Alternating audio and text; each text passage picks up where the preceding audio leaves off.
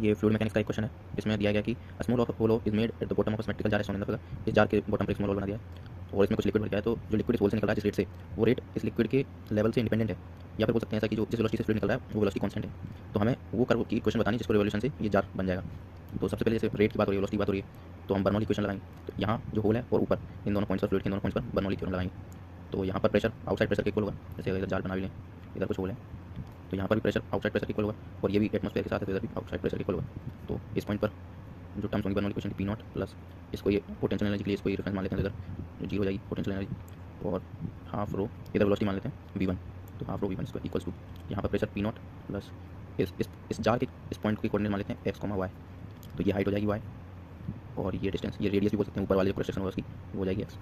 तो इधर इस पॉइंट की पोटेंशियल एनर्जी हो जाएगी रो जी वाई प्लस हाफ रो।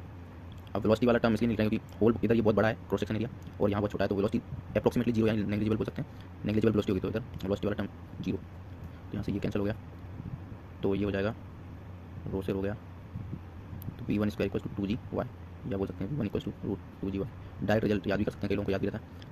अब यहाँ पर और यहाँ पर इक्वेशन ऑफ कंटिन्यूटी लगाएंगे। तो इधर का इस होल का क्रॉस सेक्शन एरिया मान लेते हैं स्मॉल है और इसकी वेलोसिटी इधर से हमने निकाली ली है फ्लूइड की रूट टू जी वाई, और इस ऊपर वाले पार्ट का क्रॉस सेक्शन एरिया होगा, सर्कुलर क्रॉस सेक्शन होगा ऊपर से देखेंगे तो इसका एरिया हो जाएगा सर्कुलर का पाई इंटू रेडियस हो जाएगी एक्स, ऊपर वाले की एक्स, पाई एक्स स्क्वायर इंटू हाइट हो जाएगी, नहीं वेलोसिटी इस पॉइंट इस फ्लूइड की इधर से आने वाली वेलोसिटी मान लेते हैं इसको कुछ भी V2 मान लेते हैं। कांस्टेंट होगी वेलोसिटी, मतलब इधर अगर उसने लिखा है ना the rate of distance of liquid independent of the level of the liquid, तो जो भी V2 होगा वो कांस्टेंट होगा, ये कांस्टेंट है। तो दोनों हमें y as a function of x निकालना है, तो दोनों साइड स्क्वायर कर देते हैं। तो यहाँ से A square two ji Y equals to pi square X की पावर 4 V2 स्क्वायर। तो यहाँ से देखेंगे कि तो y को अलग कर लेते हैं, तो ये ए स्क्वायर कांस्टेंट है, टू जी कांस्टेंट है, पाई स्क्वायर कांस्टेंट है, ये सब कांस्टेंट है, तो इसको के मान लेते हैं, के इंटू एक्स की पावर 4।